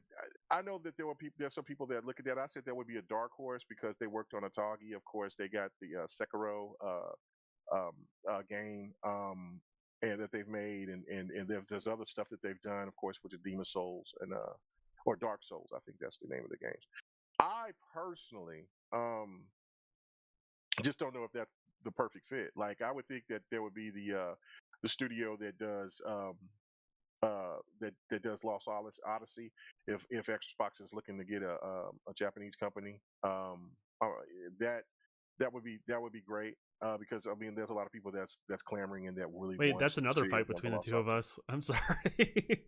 Oh yeah, no, that's fine. I mean, Of course, those are the you ones just who want to have to record, learn. guys. I Yeah, don't win yeah, all you my just have to fights learn. against Mega. Just to be clear. No, that's fine. No, he's going to show him. He's going to show him. So I have no problem with that. So it is. I don't know. There's. I mean, Sega is just the main thing. I just think that it just screams it fits. You have, So you think out of any Japanese acquisition, they're the ones that make the most sense. all of those classics. Yes, like I mean, you can bring back Golden Axe. You got they already have Xbox already has Fantasy Star Online on Xbox right now. You got you can add Persona. You got the Yakuza series on Xbox already. You have you got Jet Set Radio. You have Virtual Fighter that's available. That could be another. I mean, just think about like they do a cameo into a Killer Instinct or vice versa. Or if anything, if they could find the right studio to work on Killer Instinct or anything like that. And then you got I mean Shinobi, like Tecmo, like on GRG, we talked about like the prices of studios, and I had no idea that Tecmo was that expensive. Like they are one of the most expensive out of all the studios. Like Yeah. they're bananas,ly high. Like Dynasty Warriors, it makes them tons of cash, right? Plus all the other titles that they got. There's a So lot of titles that make a lot of money that people just don't think they're not part of the conversation. Like right. you guys were playing Need for Speed the other day. Hmm. That title brings a lot of money to EA. A Oh yeah. lot, and no one talks about it because it's just another Need for Speed, right? But it's kind of like secretly the Call of Duty of racers. You know what I mean? Yeah. It doesn't mean it gets the highest regards or anything like that. It just means that it sells a ton and it doesn't make a lot of noise. You know what I mean? Just kind of Right. what you Yeah. expect. Yeah. So Just the name alone, you're gonna buy it. I mean, there's very few Need for Speeds that I haven't bought, or supported. So it's just synonymous of what I love racers, and Need for Speed is just part of that that group of racing games I love. I will say this about Sega though. Hmm. Where it would make sense for me to make that acquisition, it would make a little bit more sense from a perspective of xCloud. I think xCloud is kind of the the shot, right? Like that's what's going to Right. make it work for them because that taps into the Japanese market in a different way than you just don't have the same accessibility from other platforms, right? And I would also say it kind of taps into the Chinese market as well. I think there's a big appeal. I think there's a bigger appeal of Japanese products going into China, regardless of the cultural differences that exist there, more than U.S. products being culturally accepted over there. Does that make sense? Yeah. No. You're right. You're right. So it's kind of a tricky subject to like obviously cover. In regards to if you ever been to anywhere out there in the world, you realize it's like going to a different planet. It's so radically different than what we're accustomed here in the West. Oh yeah. Central No doubt Europe, about it. North America, that sort of thing. It's a whole nother animal. There's no other place like it. So Right, and then I'm looking right now, and I'm just seeing all the other games that they have on PC. I mean, you look at the Football Manager that's now on. You got Streets of Rage that was that came to Game Pass first. That's what kind of I think got a lot of people excited about it. You got these Sakura Wars, Super Monkey Ball, Sonic Racing, and Judgment is now going to come over to Xbox, and then you got Troy, which that is a fabulous, that's one of those, RTSs But yeah, no, like yeah, but that's only on PC. But you could if they could bring that game over. And then of course Warhammer. See, I forgot that Sega, uh, did some stuff with Warhammer, well, not Warhammer's with another studio, but Sega's done with the They Total were the War with they were Warhammer. they were Yeah, the publisher basically. right. And then you got like Warhammer games coming over from PC over to the Xbox. So like there's so many tie-ins that just makes it perfect. And of course, like with the mobile games that Sega has, I mean, like I'm just looking through this stuff. It's crazy. You got Bayonetta. You got, I don't know how, and Xbox wouldn't be greedy and try to withhold, like, let's just say that they got Sega, then they would keep Persona away from PlayStation, and they would actually let PlayStation and Nintendo fans get a hold of the game. Like that game would, It just there wouldn't be no depends. reason. It Yeah, depends how they want to look at it, because I think they're in a position now that yeah, you don't have to buy a console to experience their games, right, right, and right. so the entry point is really affordable from the consumer standpoint. So it doesn't, I think Phil feels like at that point that we're not keeping games away from gamers. Gamers can choose to subscribe. They can choose to buy a console. They can choose to play on their PC. They already own. They can choose to get the biggest, baddest console that's out there right now. Like they have all the choices from the consumer standpoint. So like there's less and less incentive to release on other platforms at that point. And they've expressed this too as well. Like, how hard is the experience anything exclusive on Xbox? It's not that hard. It doesn't cost a lot to the consumer. You know what I mean? So Right. So I mean, but there's just so many things that they could just keep for themselves, let other things go out, kind of like with Bethesda and or ZeniMax games. It's just it just makes perfect sense. But I don't know, for people that will listen later on, and if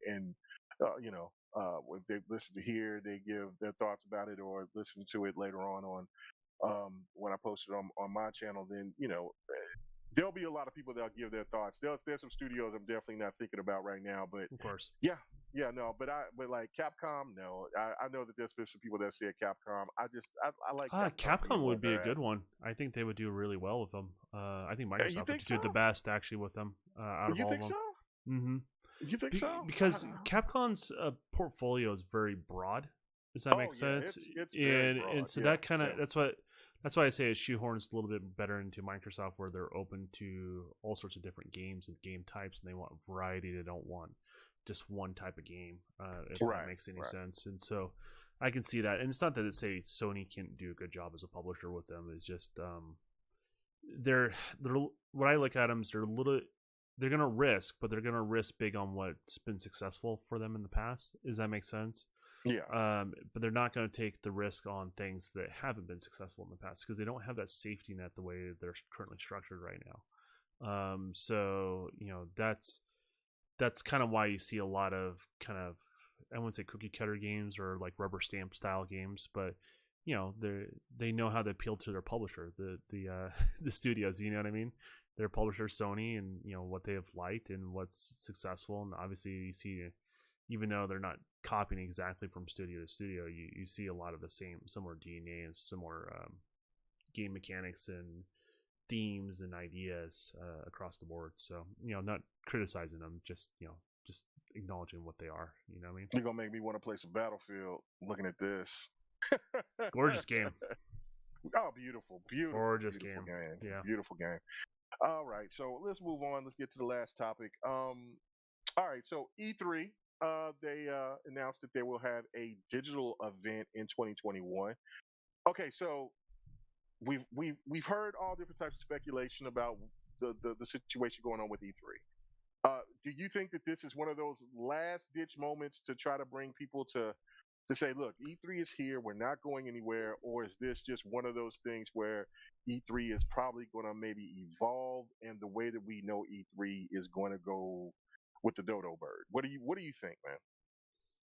I don't want E3 to go away. I want it to exist. I wanted something to grow. I wanted to find a venue where it could grow, where we all could come as gamers and developers under one roof. I think the idea that's phenomenal, because that's the direction E3 was going before, let's just say, before the shit hit the fan, right? Right. So that was the hope, that we would kind of get there. But obviously, I would say LA is not the right venue.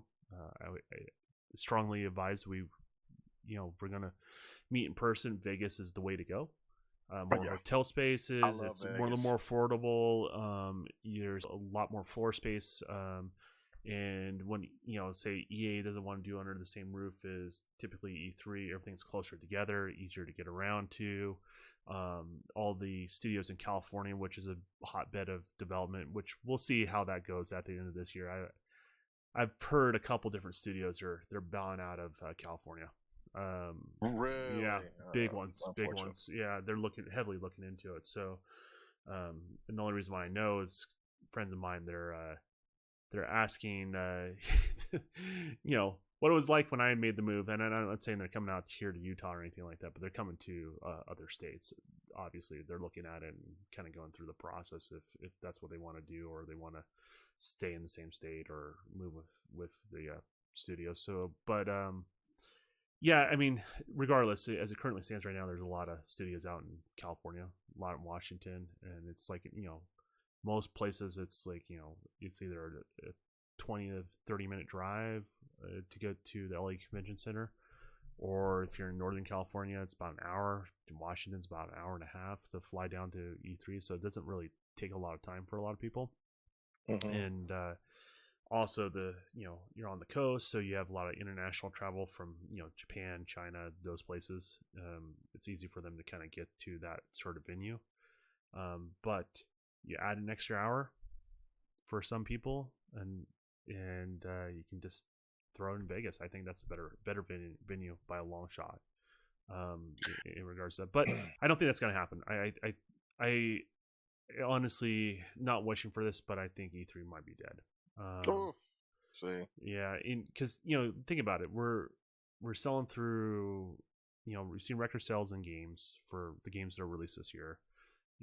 Everyone's selling out of their consoles, so it's almost like E3 didn't have any impact on the console generations. I know this is a little weird because of COVID, and I think the second year this year will be a little bit more telling, right? Because we're going to begin eventually. We're going to have to go outside and go to work and be a little more life as we once knew it, right? I mean, that eventually is going to happen this year with everything set in motion. So the question is, if the sales stay up and the products release and the sales from the products continue to do better, then the question is, how relevant is E3?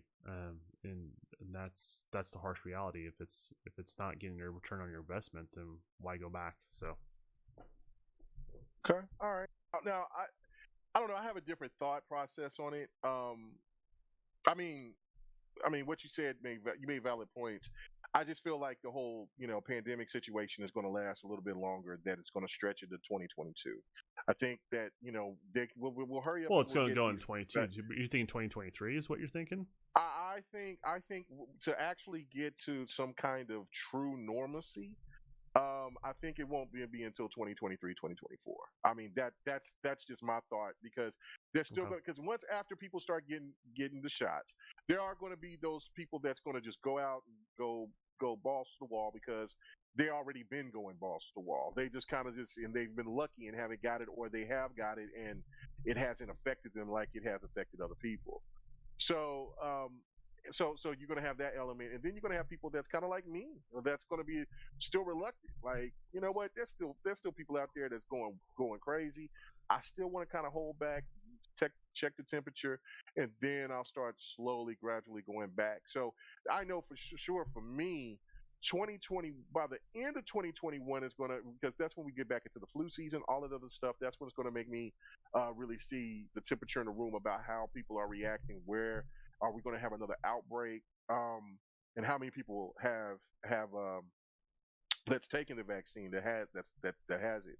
So so that's where I'm going to be. And then we get into 2022 after the winter months. Then that's when I think that we'll really start seeing. That's an interesting situation, because I think we base it off two different things. So I'm looking at the Spanish flu lasted, what is it, 2 years. That was the last big pandemic that I know. My wife talks about all this stuff all the time because that's where her degree is and all that sort of stuff. But That lasted 2 years without a vaccine. So it'll be interesting to see how it all comes down to it. You know what I mean? So. Yeah, yeah, no, I mean, I get it. I mean, like I said, there's going to be people that's going to be, because I'm clamoring to get back outside myself. I mean, I'm like, okay, but I just feel like we're not going to get, not everybody's going to start getting the vaccine early enough, and I think that they're going to have to make another decision coming into 2022 that like with Comic Con, with E3, with all PAX West, PAX East, PAX South. They're all going to have to make a decision on what they're going to do. Now, I'm pretty sure PAX South will still happen. I think PAX East is still happening. I remember someone talking about it. Yeah, I'm curious. I'm curious to do it, but we'll see. Yeah, we'll see how that plays out. But yeah, no, there will be more. Once the school starts opening, things like that, people are going to start feeling more comfortable. I just think that 2023 is going to be the actual moment of truth for everything. If it's 2023 because I don't think that E3 is going to be the only thing that's going to be in jeopardy. I think there's going to be a lot of other stuff in jeopardy. Let's say 2023 is when things go back to normal for you. Like just go down that path for a bit, because no one really knows what the future is, right? But absolutely. So, but let's say that's what ends up happening. Do you think E3 can last that long? No. Without it, it's done. No. Right at that point. Right. That's why I think that what they're doing right now is to try to like, look, we have to have a presence of some sort. Gotcha. Because not only that, last year it just was a letdown on all aspects of it. Yeah, it was great to see gaming content, but it lasted. It took way too long for us to get gaming content.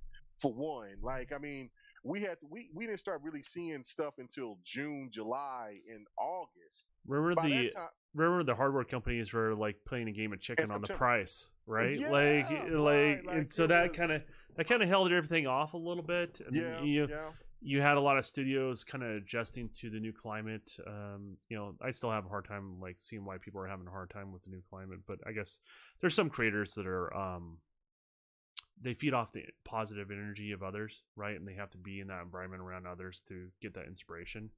But I would say this is, other people are like myself. Like, you lock me in the room, all I'm going to do is create. That's all I can. That's my happy place, right?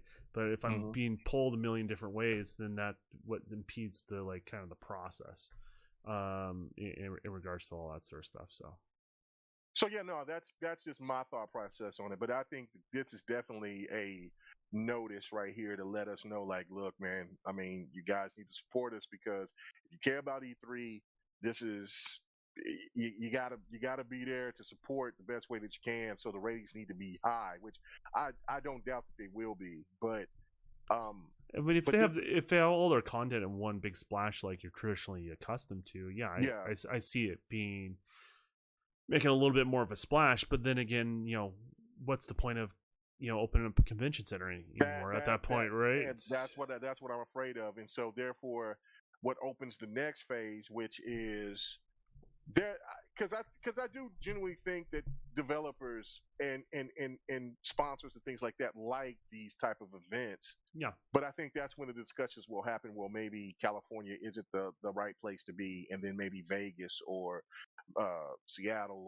or I can see that. Texas or something like that will be the better places to have the E3 venue. I mean, I personally would love for them to maybe have a venue, a different spot every 2 years. Like they would do,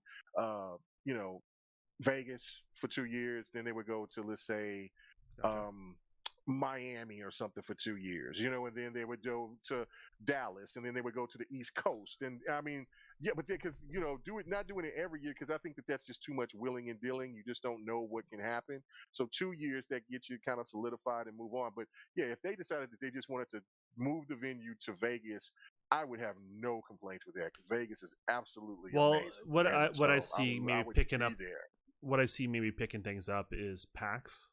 I think PAX was going to grow in a way that it hasn't grown in the past, and it has been growing, right? In regards to that. So, and I have never been to a PAX. I mean, I've been to plenty of E3s, but I have not been to a single PAX, in regards to that. So I see that picking up, filling that void to some degree, right? Which is the consumer facing front of it, because that's what PAX is, right? It's more the consumer facing front of it. And you have multiple venues in different areas. So yeah, I see maybe PAX picking up that mantle. I don't think PAX is going away, to be honest with you, because I don't think so. I think there's a demand for venues like this, right? Like that's the thing. There's a demand for it. The question is, there's a return on investment for publishers and developers, right? And then that's where it becomes more of a question. If there's not a return on investment on, say, E3, but they can spend about half that and to go to two different PAXs and reach twice as much of an audience, dollars make sense at that point, right? So it just depends on how you want to approach it. So I mean, each one's a little bit different, but we'll see how it all pans out, of course, right? So yeah, no doubt about it. No, so yeah, I'm I'll be bummed if E3 went away. But like, I mean, but you know what I'm saying? I think that there's going to be a lot of theaters that's going to go away with the Dodo Bird. Like, I think there's going to be so many more changes because I think that people are anticipating, well, there we got vaccines and but we don't, there's different strands.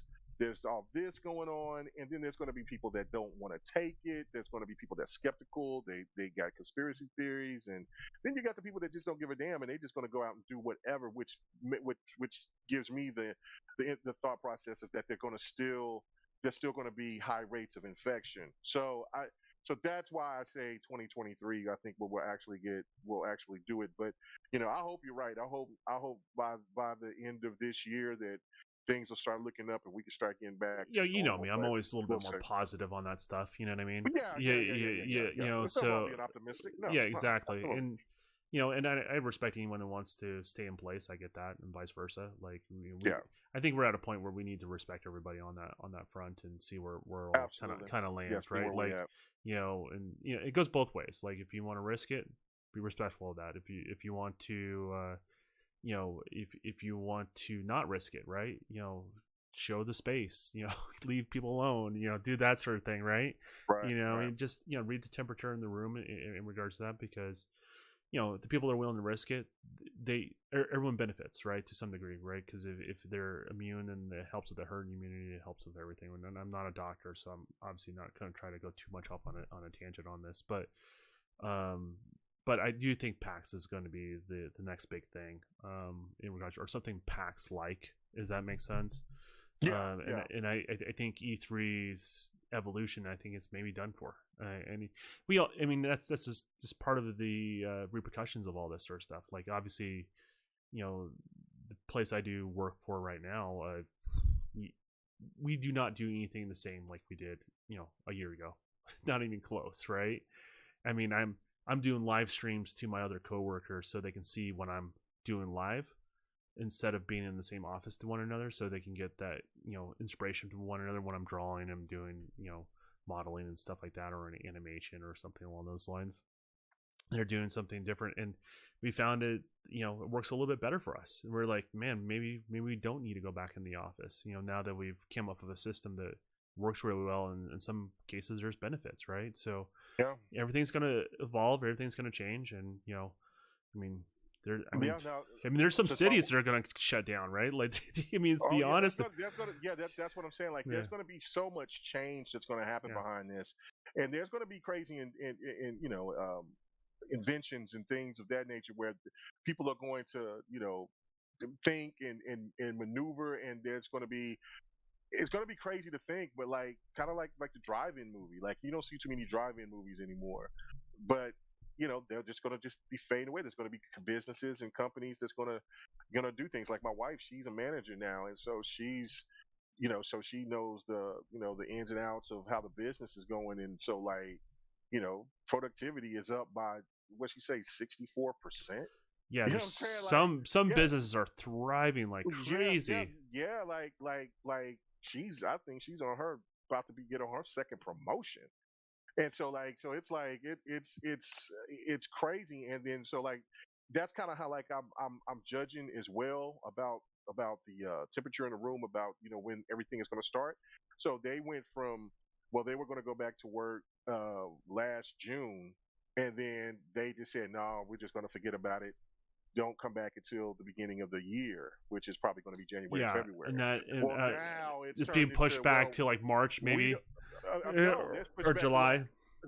no, don't know yet, don't know. So basically, this could be the thing to where they might just decide, since we got such high productivity, we should go ahead and just maybe keep these people at home, and Yeah, then we can shut down some of these office buildings, space in office space, and yeah. not pay rent for these places, and we can save more money, and then we have employees that seems to be more comfortable with this, and this evolved their whole company. So I mean, that's if if you crazy. look at people going up from like the big cities, right? Like New Yeah. York and stuff like that. Like, Hmm. I worry about that city because I don't know if it's going to recover. To be honest with you, because now all these people that used to have to work in the city are now moving to other states, but they still hold the same job. You know what I mean? That's what's crazy about it, right? And so they know that they're not going to go back to the office. That's something they have had a discussion with their employer, right? So Right. so the question is, why would you go back? And because what you can do is, as an individual, is you can give yourself a pay raise, right? You move to another state that's life is cheaper and you have stable work. You just gave yourself a pay raise. I mean, that's just what it comes right down to it. So it's a dollar cents thing with all this sort of stuff, with E3 or not E3, PAX or no PAX, all that sort of stuff. But I think I love E3. I've been there. You've been there, but Love E3. But the question is, do they get the return on their investment? I just don't think they do. At the end of the day, Well, they let's get hopefully hype, somebody. but that's Yeah, about it. let's talk to somebody like maybe Megatron or somebody got them big bucks, and then and then Yeah, say, hey man, why don't you go ahead and have some conversations with some of these big wigs, man, about Vegas if they're not willing to go to do this in California anymore, because I just the everything about E3 just brings back the gaming, the just the old school love of gaming aspect. Like there's no console war, there's nothing, none of yeah. that. Like it's just gamers. For one, because they're spending money, and there's people from all over the world coming over to E3, and none of that stuff is it's like I'm seeing people with PlayStation outfits on, going into the Microsoft Center and playing my Xbox games, and having a good time with everybody. Same thing when the PlayStation Store was up. We was getting up there taking pictures, and it was just so much fun. Like it really brought back the perspective of what gaming is all about, and the reason why I've continued to stay a gamer as long as I have been. So that's so I really would not want that to be lost. And I understand that you can probably get some of that with PAX. I think that there are more intimate places to, well, the PAX I'm talking about. Like I don't think that they're as big or as Well, widespread as E3, what I see is PAX is but it becoming could work. like Gamescom. Yeah, That's kind of that's how I vision that's it, good. right? That's Like great.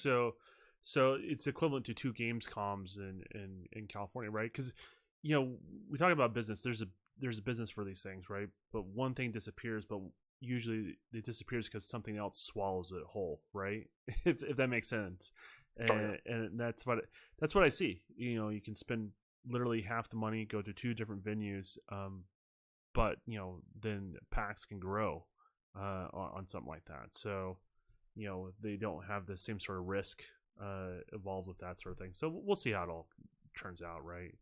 I mean, Yeah. I love the convention to be like, hey, here's some new products, and here's the esports thing under the near the same roof, and you have every aspect of gaming. You have the streaming elements of people on Facebook gaming and Twitch and YouTube all being in one place, and it's one of those things that I think it's a rising tide can raise all ships, but we'll see Right. how all that goes in regards to that. But yeah, this is another Dev and the Gamer in the books. Is what's going on here? We're done. Yeah, we're done. We're done, man. Let's go ahead and give our sign outs. Okay. Really appreciate for the people that came in and checked us out.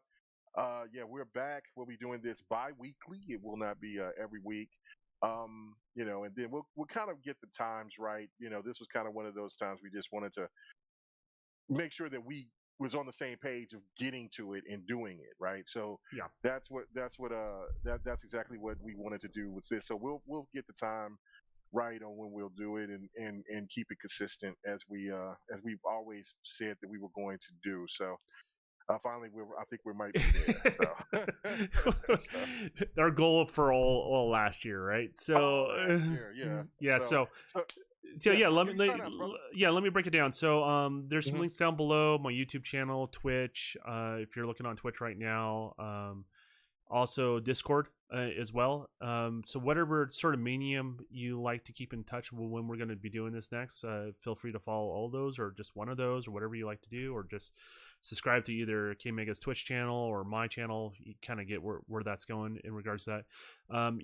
I have to look at the contract we have currently with Twitch, but I do believe a week later I'm allowed to upload it on different channels, and that's when it's going to be seen post live on KMEGA's channel. Whatever that contract time frame is up, he will have it posted there in regards to that. And so if it's weekly, I think that will work out good, because then the post launch will be, the other Wednesday, and then the following Wednesday we'll do a new episode and all that sort of stuff. So and bear with us, we're still kind of working out the kinks on this sort of stuff, but considering all the stuff we did on this one, it worked out way better than I thought it would. So it was fine. I mean, I got to get used to being on camera, other than like when I stream, because it's just a different type of atmosphere, especially when we're talking about games and things like that. And then, like, when I'm thinking about what I'm going to say and stuff like that, and then I'm looking at myself moving around, and I'm like, okay, be still, pay attention, do this.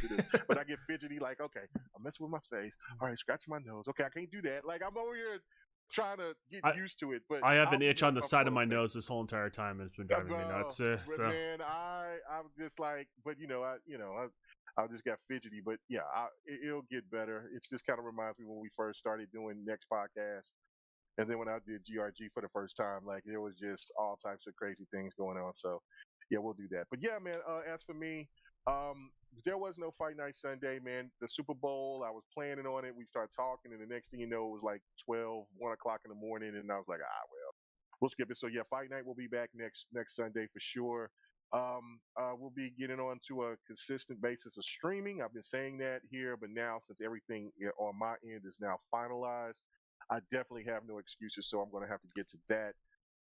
You have some big things. We were just talking about that. Big things planned. Both of us have big things planned. Yes, we got a big thing planned. We'll talk about that in the future. And then also every Friday night, GRG podcast. Every Friday night. I don't know if I don't think I'll have a guest this week. I don't know. I might ask somebody just to, just ran, because I've usually been asking in advance. But if not, then we'll just have the crew, and then our new member, Still Rain. You know what I'm saying? So come and check us out there. And then last but not least, the next podcast every Thursday night at the True Lord's time, 7 o'clock Central. So yeah, come check us out there, man, on Xbox 448's channel. So man, yeah, really appreciate it. And then of course, me and Don doing this. So yeah, I'll be busy. This will be fun. Yeah, it's going to be real fun. All right, and in going forward too, we're going to usually push you over to another streamer, but I think both me and Meg are going to get on live about half an hour from now. So feel free to just check back on our Twitch channels, and we'll be I think streaming some sort of game. I'm not sure what we're doing. So yeah, we'll be streaming something. So I was going to stream last night, but I got caught playing the NBA and playing that season mode. So yeah, I'll go ahead and back off and play a little something. So let's go ahead and do that. So cheers. All right, later. I have to walk all the way to my computer to turn this off now. Oh my goodness. Yeah, I'll scoot out of the way here. There's so many buttons. Oh yeah, look at that. He's scooting around.